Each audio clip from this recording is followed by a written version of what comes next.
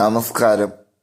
ഇന്നത്തെ വാർത്താ അറിയിപ്പിലേക്ക് എല്ലാവർക്കും സ്വാഗതം. ഇന്ന് ഡിസംബർ 3 ചൊവ്വാഴ്ച.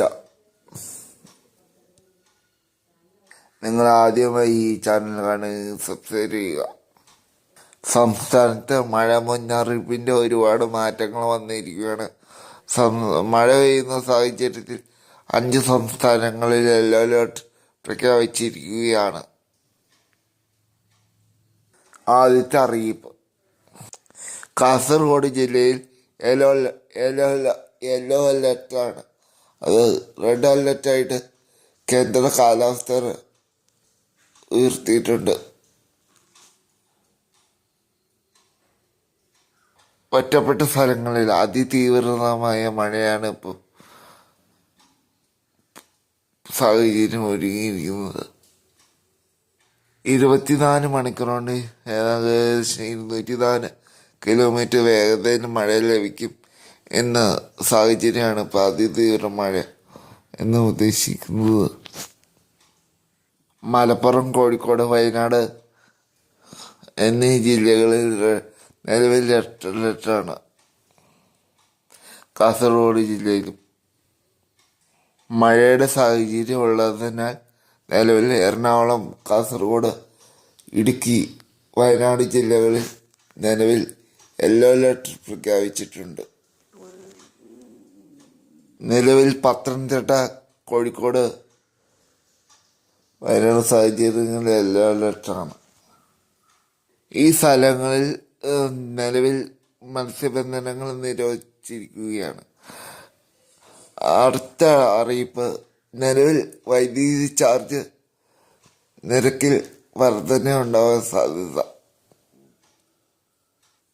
അടിയന്തരമായി വൈദ്യുതി ചാർജ് കൂട്ടുന്നത് ആവശ്യമാണെന്ന് വൈദ്യുതി മന്ത്രി കെ കൃഷ്ണൻകുട്ടി അറിയിച്ചു. ആഭ്യന്തര ഉൽപ്പാദനം കുറഞ്ഞത് നിലവിൽ തിരിച്ചടിയാണ്. ഇതുകൊണ്ട് തന്നെ വൈദ്യുതി നിരക്ക് കൂട്ടുന്നത് അടിയന്തരമായി ആവശ്യമാണ്. റിപ്പോർട്ട് KSEBിക്ക് നൽകി ആലോചിച്ച് തീരുമാനമെടുക്കുമെന്ന് മന്ത്രി പറഞ്ഞു. സർക്കാരുമായിട്ട് ഉപഭോക്താക്കളുമായിട്ട് നിരന്തരം ആലോചിച്ച് ആവശ്യമായ തീരുമാനം കൈക്കൊള്ളുമെന്ന് മന്ത്രി അറിയിച്ചു. അടുത്ത പ്രധാനപ്പെട്ട അറിയിപ്പ്: നമ്മുടെ വിദ്യാർത്ഥിയിലേക്ക് വിവിധ സ്കോളർഷിപ്പ്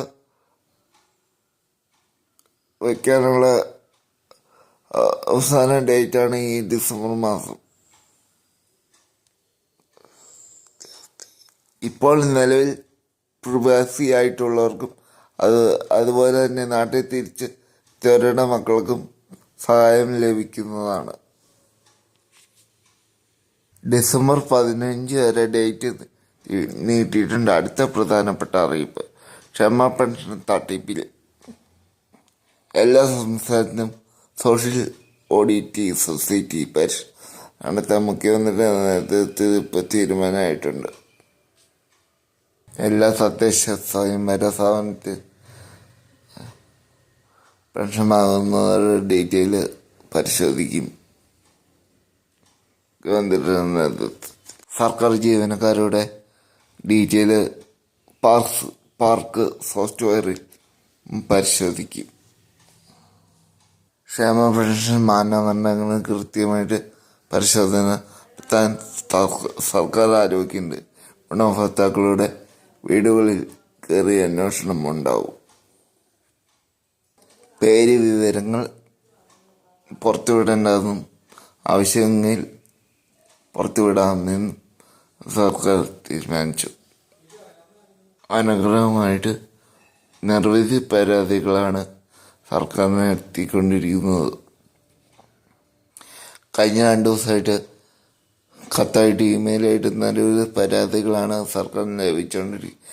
അനുകൂലമായിട്ട് പെൻഷൻ നൽകുന്ന ആൾക്കാരുടെ പരാതിയാണ് കൂടുതലായിട്ട് സർക്കാരിന് വന്നുകൊണ്ടിരിക്കുന്നത്. ഇതിൻ്റെ അകത്ത് എത്രയും പെട്ടെന്ന് സർക്കാർ തീരുമാനം എടുക്കുന്നു മുഖ്യമന്ത്രി അറിയിച്ചു.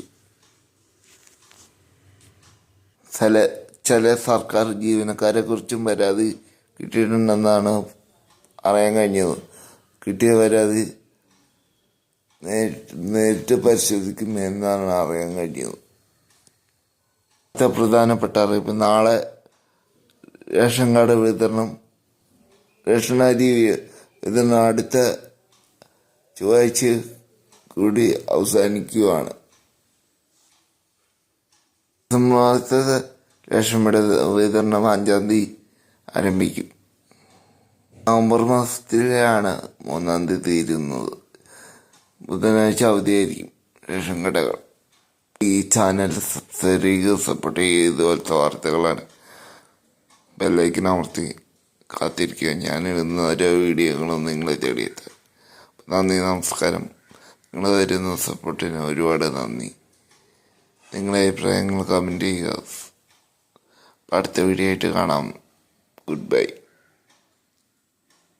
എല്ലാ ദിവസവും 5 മണിക്ക് ഞാൻ കറക്റ്റായിട്ട് ലൈവ് വരും. അപ്പോൾ നമുക്ക് പരിചയപ്പെടാം. എല്ലാവർക്കും 5 മണിക്ക് കറക്റ്റായിട്ട് ലൈവ് വന്നാൽ നമ്മളായിട്ട് സംസാരിക്കാം. ഞാൻ ആരാന്ന് നമുക്ക് കൂടുതൽ പരിചയപ്പെടാം. 5 മണിക്ക് കറക്റ്റായിട്ട്